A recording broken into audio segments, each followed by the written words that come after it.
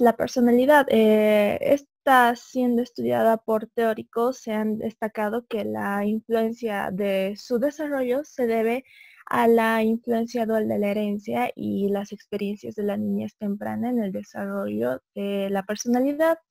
El primer factor, que es la teoría de la herencia dual, se refiere a la herencia de conocimientos y conductas que surgen conforme a las generaciones pasan, como ser el saludo correspondiente en cada etapa del día entre dos o más personas, o como por ejemplo el hábito del lavado de manos después de ir al baño, que ahora se verá modificado nuevamente debido a esta nueva pandemia actual. Así que en síntesis es como un conocimiento heredado a lo largo de las generaciones que tiende a estar constante o que puede cambiar. La experiencia de la niñez temprana es conforme al tipo de vivencia que uno tiene con su entorno, el cómo expresarnos, cómo alimentarse, cómo pensar, etcétera. Por lo tanto, se demuestra como un hecho de que las personalidades se desarrollen continuamente en el transcurso del tiempo, y además de estas causas anteriores, también se presentan las influencias sociales, las influencias ambientales, y en distintos casos se quiere ver a la persona como un todo unificado, tanto que otros se enfocan en rangos específicos. Y como existen varios puntos de vista, es difícil que se llegue a solamente una conclusión, por lo que los teóricos han definido a la personalidad como aquellas características psicológicas internas que determinan y reflejan la forma de un individuo, la forma que un individuo responde a su ambiente. Esto hace énfasis en las características internas, los atributos, cualidades, factores y gestos que diferencian a un ser humano de otro, los cuales influyen las selecciones de productos en los que hace un individuo. Por eso es que influye bastante.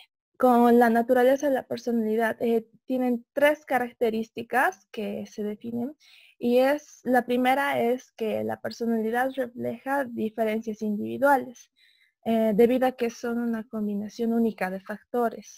No existen dos seres humanos exactamente iguales. Muchas personas pueden llegar a parecerse respecto a una característica de personalidad, pero no en concreto, no todo similar. El concepto de personalidad puede ser útil porque permite clasificar a los consumidores en diferentes grupos con base en uno o incluso en varios rasgos o caracteres.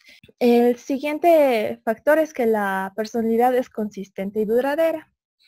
Como cada uno de nosotros aún cuenta con características desde la infancia, como el aseverar que un hermano siempre ha sido cuidadoso con su limpieza desde pequeño, esto demuestra la perdurabilidad de la personalidad. Y esto puede ser esencial para un estudio de mercado. Por ejemplo, si se enfoca en el comportamiento del consumidor en función de la personalidad, pero en otras circunstancias, a pesar de que sea consistente, a menudo el comportamiento del consumidor puede variar debido a factores psicológicos, socioculturales o situacionales. Podría cambiar respecto a las necesidades, actitudes, reacciones o respuestas frente a distintas marcas de producto o de productos disponibles, y crear un cambio en su conducta. Quiere decir de que cada cliente responde distinto a cada percepción que tiene sobre cada producto o distinta marca. Y la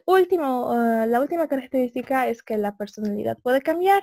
Esto en determinadas circunstancias es como ser el inicio de una vida laboral, digamos, el matrimonio, el nacimiento de un hijo. La personalidad no solamente cambia en momentos críticos, sino como parte del proceso de maduración. Lo mismo sucede con los estereotipos de la personalidad, que han cambiado conforme pasan los años. Mientras que la personalidad, digamos, de los hombres permanece casi constante en los últimos 50 años, se ha visto que la personalidad de las mujeres se ha vuelto a lo largo del tiempo más masculina. ¿Y esto a qué se debe? es debido a las libertades que ya se han expresado ya a los últimos 20 años y la mujer tiene disponibilidad a realizar labores o actividades que solamente los hombres hacían. Y ese es un ejemplo. Ahora vamos a pasar con las teorías de la personalidad. Y voy a explicar principalmente la teoría freudiana, que es una teoría psicoanalítica impuesta por Sigmund Freud. Es uno de los pilares de la psicología moderna y se construye sobre la premisa de que las necesidades son impulsos inconscientes y son clave para la motivación y la personalidad humana. Así que propuso que la personalidad humana está constituida por tres sistemas relacionados que son el yo y super yo. El ello se enfoca como lo primitivo de los impulsos y sean las necesidades fisiológicas básicas como la sed, el hambre y el deseo sexual, en el cual la persona busca la satisfacción inmediatas así, sin preocuparse por los medios de concretarlo. El super yo es la expresión interna del individuo respecto a los códigos de conducta moral y ética de la sociedad. Es como la conciencia que nos dice qué es lo que está bien y qué es lo que está mal. Así que su rol consiste en asegurar que el individuo satisfaga sus necesidades de una manera socialmente aceptable. Es como un freno, un control del ello para restringir sus impulsos. Entonces, al medio se encuentra el yo. El yo es el control consciente del ser humano, es el intermediario, el que controla los impulsos del ello con las restricciones del super yo. Entonces es donde se generan las respuestas de los impulsos. Así que Freud enfatizaba la personalidad se formaba a través de etapas conforme la infancia y la niñez pasaban. Las etapas eran la oral, la anal, la fálica, la latente y la genital. Y de acuerdo con esta teoría, la personalidad de un adulto se determina por el grado en el que ha sido capaz de enfrentar las experiencias por cada una de las etapas. Y generalmente las más importantes son las tres primeras que se enfocan en la infancia y en la niñez. Así que digamos que si no pudo concretar algunos de esos tipos de crisis, podría desarrollar un comportamiento que generalmente no es tan habitual, digamos, como el exceso en fumar o el exceso en masticar chicle o digamos el obseso con la limpieza. Vamos a explicar los siguientes y es la teoría neofreudiana de la personalidad. Como es de esperar, existieron muchos de los cuales con la afirmación de Freud no estaban de acuerdo. Entonces, en cambio, han propuesto o creían que las relaciones humanas eran fundamentales para la formación y el desarrollo de la personalidad. Un ejemplo es de Alfred Adler, que creía que las personalidades intentaban alcanzar metas racionales, a lo cual denominó un estilo de vida y hasta hacía énfasis en los esfuerzos del individuo por superar los sentimientos de inferioridad. La teoría de los rasgos es algo más sistemático, mucho más sistemático que la teoría freudiana y teoría neofreudiana. Porque sistematizaba directamente las actitudes en un esquema y las jerarquizaba también en valores y características, como si fuese algo mucho más específico y seleccionado que otras características. Sobre la identidad propia e imagen de sí mismo. Los consumidores tienen diversas imágenes de sí mismos. Estas autoimágenes o percepciones de la identidad propia están estrechamente relacionadas con la personalidad, ya que los individuos suelen comprar productos y servicios, así como preferir las tiendas minoristas, cuyas imágenes o personalidades coincidan de manera importante con la imagen que ellos mismos tienen. En esencia, los consumidores buscan definirse a sí mismos en función a las marcas que eligen. Tienden a enfocarse en los productos cuyas imágenes refuerzan el concepto que tienen de sí mismos y evitar aquellos productos que no lo hacen. Una o múltiples identidades. Bueno, Históricamente se ha considerado que los seres humanos tienen una sola imagen de sí mismos y que como consumidores se interesan por los productos y servicios que satisfagan esta única identidad. Sin embargo, resulta más preciso considerar que los individuos tienen identidades múltiples.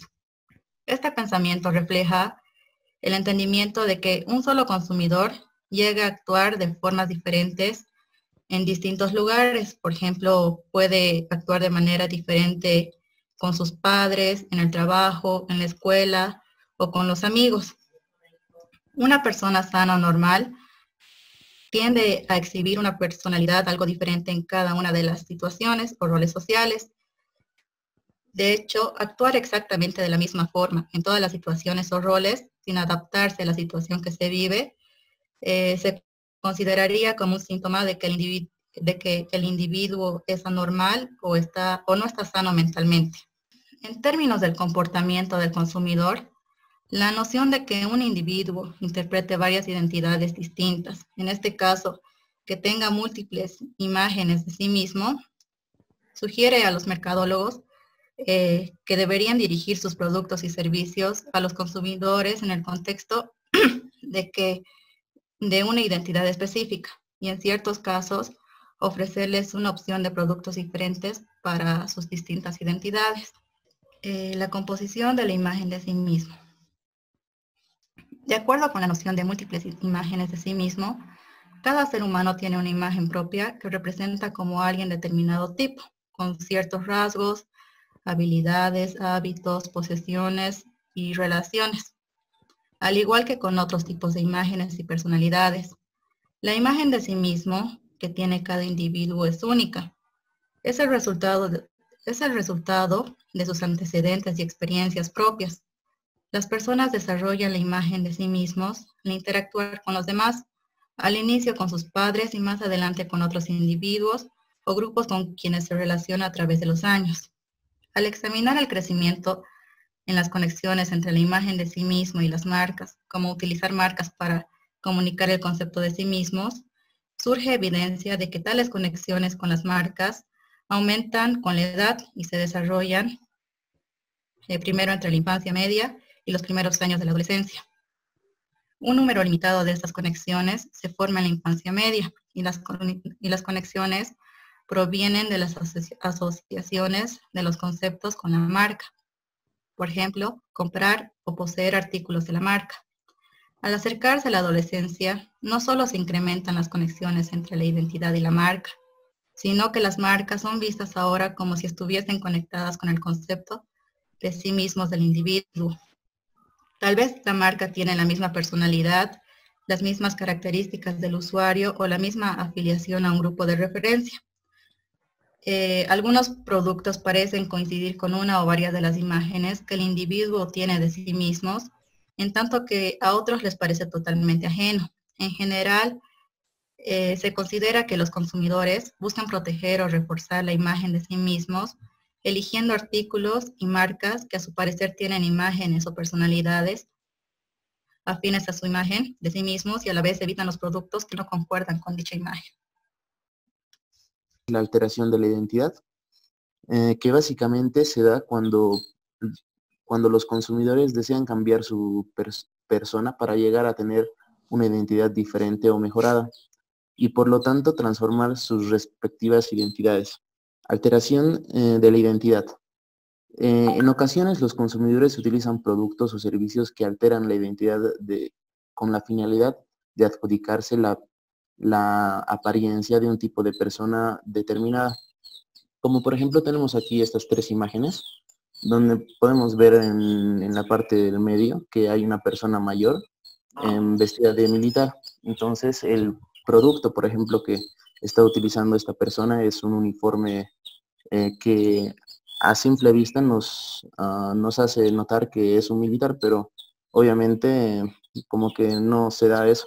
O en la imagen de la derecha tenemos a una persona que aparentemente parece una persona del área de salud, pero por ejemplo puede ser un abogado o cualquier otra persona, pero por el simple hecho, digamos, que está uniformada, entonces nos hace aparentar que es una persona que es una médica, por ejemplo.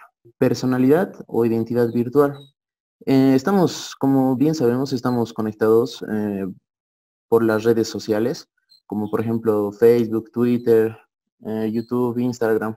Entonces, al estar conectados, podemos crear una identidad virtual que no tiene nada que ver con nuestra personalidad, con nuestros gustos, con la apariencia que tenemos tal vez al mostrar por esos medios, a nuestro carácter, esas cosas. Entonces, al estar por el anonimato en el Internet, se pueden hacer multitud de cosas, como por ejemplo hacer críticas a una marca, a una empresa, al servicio que otorga. eh, Mediante las redes sociales se puede hacer muchas críticas, cosa que en la vida real no tengamos el suficiente carácter o la personalidad para ir, por ejemplo, a inmediaciones de una empresa y hacer nuestra queja. Entonces existen muchas personas que son de ese tipo, por ejemplo. ¿Dónde podemos encontrar mayoritariamente la identidad online? ¿Quiénes son más susceptibles a desarrollarla? Bueno, en realidad no tiene una edad.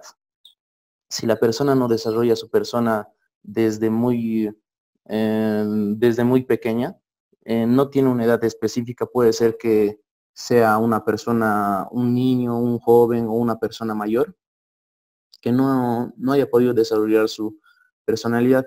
Otros ejemplos, por ejemplo, que podemos dar es de consumidores que pueden ser un poco maliciosos, digamos. Entonces, al estar conectados en las redes, pueden aparentar ser personas buenas o pueden aparentar ser personas fiables, pero en realidad no. O, por ejemplo, en la imagen del medio podemos ver a una persona que en realidad es tímida, pero que al, al manifestar sus opiniones, por ejemplo, en el Facebook, puede ser una persona muy de mucha crítica, una persona problemática.